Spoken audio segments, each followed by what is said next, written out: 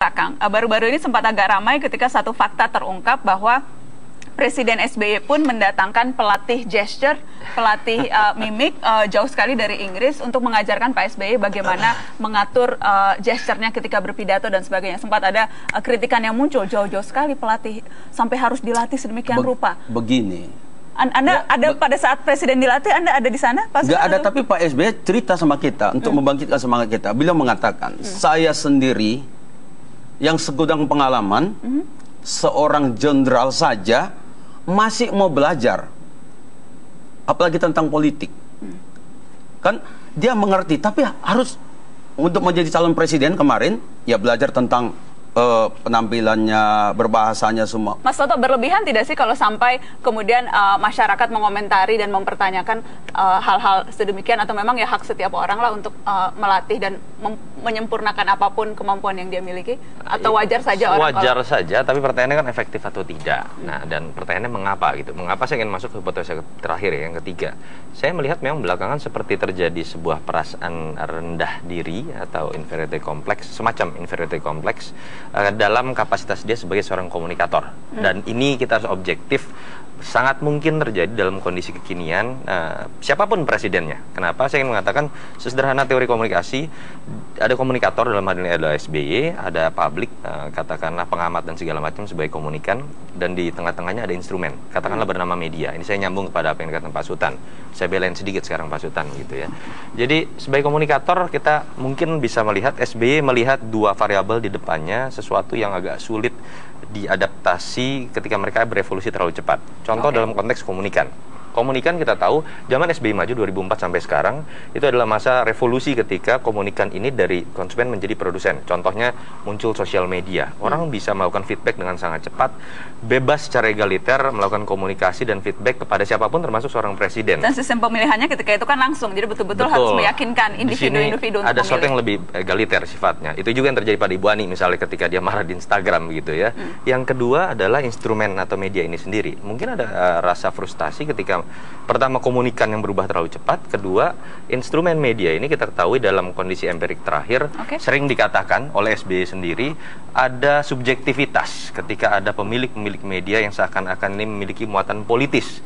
Dan dalam tanda kutip orang sering mengatakan kegagalan komunikasi SBY karena tidak punya TV. Itu pun sering diakui oleh teman-teman Partai Demokrat kalau kita ngobrol off the record begitu ya. Oke, baik. Saya ingin kita mengulas sedikit soal Ibu Ani. Wah, ini yang ngeri-ngeri sedap ini. Oh, Anda ngeri Pak Sutan? Kenapa ngeri kalau bahas Bu Ani? Enggak, saya kan lebih sering berdialog dengan Pak SBY daripada Bu Ani. Tapi apa yang Anda tangkap dari Ibu negara kita? Anda kan saya melihat Bu Ani orangnya tegas, smart, dan kalau kita aja bicara responsif, saya melihat ke situ. Saya lihat ke sana. Responsif atau reaktif? Beda tipis mungkin itu ya, reaktif sama responsif. Apa sih bedanya itu? Tadi Anda ketika Anda mengatakan cerdas, apa tadi Anda katakan tegas? Iya. Smart dan apa? Responsif. Iya. Itu kualitas yang Anda lihat menonjol dari Ibu negara. Saya lihat begitu. Dibandingkan dengan Bapak Presiden? Kok tertawa, Pak? Jadi, pertanyaannya biasa loh itu. Menurut saya lihat kalau Pak SBY banyak lebih mengalah menurut saya kan. Kepada Bu Ani? Bukan. Bukan. Banyak lebih mengalah demi kepentingan umum. Kan makanya terjadi seperti sekarang ini. Banyak beliau memendam sesuatu yang nyerang diri. Kan sampaikan sama beliau juga. Itu kan mengalah namanya. Ketika tadi Anda katakan Bu Ani lebih responsif. Kalau kita melapor sama beliau, ada apa-apa dia cepat menanggapi. Bagus. Melapor dalam kapasitas sebagai ya kader Demokrat kan? Kader Demokrat. Oh, Anda juga melapor ke Bu Ani ya, Pak Sutan? Ya kalau sebelum ketemu Pak SBY kita ngomong sama beliau dulu. Oh, sebagai menyambung ke Pak SBY. Jadi ya, lebih mengantar. Pak SBY. Kita minta bagaimana pendapat Bu Ani. Ternyata sama seperti Pak SBY. Jadi barang itu kan begitu. Jadi terlibat juga dalam pengambilan keputusan. Saya kira bagaimana juga pastilah sukses seseorang itu istri, ibu. Kan begitu. Jadi runtuhnya juga seorang pemimpin ini kan bisa juga karena dua orang. Kan begitu juga. Jadi mudah-mudahan Pak SBY mendapat istri yang baik. Mudah-mudahan. Enggak, kan doa kan. Terus ini kan terus ini. Mudah-mudahan SBY kan mendapat istri yang baik, ibu yang baik, sehingga dia terpilih kan jadi seorang pemimpin. Saya baru pernah harapan melihat muda. loh seorang sultan gagap ya bicara mengenai sosok di Indonesia. Biasanya dengan Pak SBY pun dia sangat spontan. Enggak, gini Kenapa kalau kira-kira? balasan. Apa Anda? Ini menarik kenapa sultan sampai ketawa. Iya, bukan. Ya begini. Nah, gini, gini. Baik. Saya mau bilang gini. Ini kan sesuatu yang saya tidak ketahui tentang keluarga itu. Mana saya tahu semua. Maka saya lebih bagus tidak. Oke. Gitu loh. Tapi Nggak karena terlibat memang saya yang Mas gitu. Toto, karena Yang kan- tahu-tahu aja saya kan. Kan publik kan jarang melihat Ibu Ani dengan berinteraksi dengan publik itu kan jarang. Baru akhir-akhir Iya. ini lewat sosial Instagram. media. Apa yang bisa dibaca? Walaupun mungkin sangat sedikit begitu ya. Tapi apa minimal glimpse atau cuplikan apa yang terbaca dari interaksi publik Bu Ani dan pengguna sosial media? Ada sisi positif, ada sisi negatif. Sisi positif kita harus akui dengan keberadaan Ibu Ani memakai Instagram dan terlihat bahwa dia yang menggunakan langsung karena ada interaksi yang sifatnya emosional gitu ya. Ini menunjukkan dia betul-betul bisa beradaptasi sebagai seorang elit.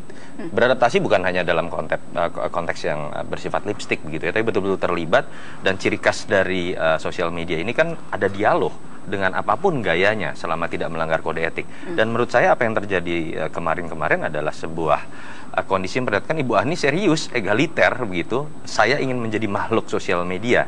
Sayangnya dia adalah seorang ibu negara, sehingga kemudian ketika tampak sisi manusiawinya menjadi menarik untuk dibahas. Oh ternyata galak, oh ternyata sensitif, oh ketika urusan anaknya dia ternyata sangat protektif begitu kan. Itu yang Anda tangkap, galak, itu sensitif, protektif. Itu secara positifnya tadi, dan itu hal yang biasa terjadi ketika kita bermain Twitter juga. Boleh saya cross berbalas. check dulu.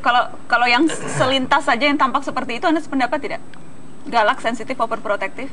Saya kira saya ambil satu aja bahasanya. Apa itu? Manusiawi aja kan menurut Manusiawi. saya. Oke, Jadi silakan. kalau Bu Ani responsif, mau menjelaskan sesuatu, mau menyampaikan sesuatu, gak ada menurut saya yang dibuat-buat, apa adanya. Kan ada katakan tadi Ya. manusiawi. Saya lihat dari sana. Ini yang Apa menarik manusiawi adanya? aja menurut Apa saya. adanya? Itu yang tampak menonjol apa dan adanya menarik ya? ketika kita- Berbeda dengan SBY? Ya makanya SBY kan terkesan katanya garing, membosankan, normatif begitu kan. Nah jadi kemudian muncul spekulasi macam-macam ketika ada selentingan katakanlah selama ini. Ibu Ani ini tidak kalah berkuasa dalam tanda kutip begitu ya, ketika memimpin ada sedikit ketergantungan atau pengaruh yang besar juga dari seorang istri Ibu Ani dengan berbagai macam analisis. Tapi kemudian kemarin apa yang terjadi dalam sosial media ini seakan-akan bisa membuat orang menarik kesimpulan dan membenarkan Mengkonfirmasi selentingan hipotesa itu. dan selentingan yang sudah ada seperti itu. Nah, saya tidak tahu Pak Sutan yang lebih tahu faktanya begitu. Faktanya seperti apa Pak Sultan? Kalau ya tadi saya katakan, saya kalau kalian banding-bandingkan Bu Ani dengan Pak SBY kan susah kita mau nyampaikannya. Kita kan nggak gitu ini sekali. Tapi yang saya lihat Bu Ani memposisikan sebagai seorang istri yang mensupport kedudukan suaminya sangat baik menurut saya.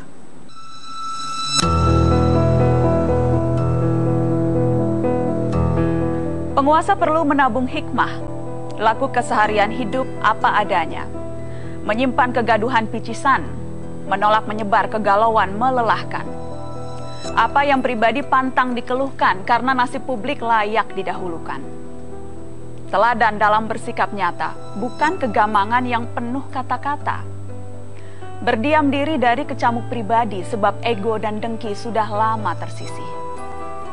Menunjukkan cara memerintah, menyelesaikan masalah bukan keluh kesah. Bersikeras melunasi janji konstitusi yang tak pernah bicara misi pribadi. Mengajari rakyat makna seorang pemimpin dalam kerja dan kesediaan menderita. Berhenti memupuk citra, sebab Indonesia bukan hanya tentang Anda.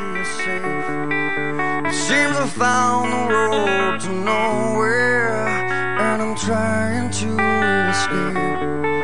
I get